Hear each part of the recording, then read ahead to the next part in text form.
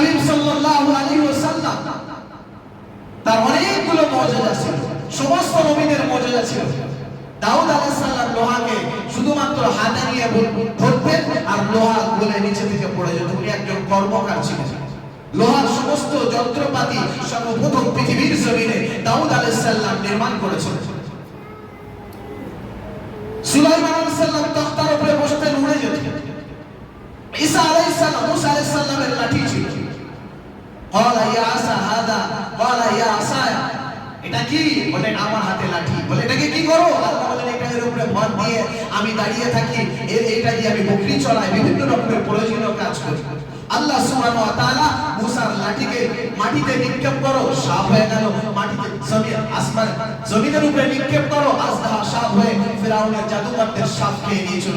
মুসা কঠিন পরিস্থিতির সামনে দরিয়া, মুসা এই দরিয়ার উপরে লাঠি নিক্ষেপ করো, দরিয়ার মাঝখান দিয়ে আল্লাহ সুবহানাহু ওয়া তাআলা সমুদ্রের মাঝখান দিয়ে সুনেহরা রাস্তা বার করে দিয়েছিলেন। জোরে বলি সুবহানাল্লাহ। ঈসা আলাইহিস সালামের মুজিজা ছিল, ঈসা আলাইহিস সালাম একজন অন্ধ ব্যক্তি, নাবিনা ব্যক্তি, চোখের উপর দিয়ে হাত ফিরিয়ে দিতেন, চোখের দৃষ্টিশক্তি ফিরে পেল।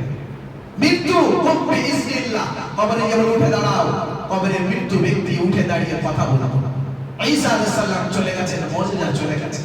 প্রিয় নবী সাল্লাল্লাহু আলাইহি সাল্লাম, বিশ্ব নবী সরওয়ারে কায়নাত ও জাহানের বাদশা রাহমাতুল লিল আলামিনের মুজিজা মধ্যে সমস্ত অনেক মুজিজা আছে।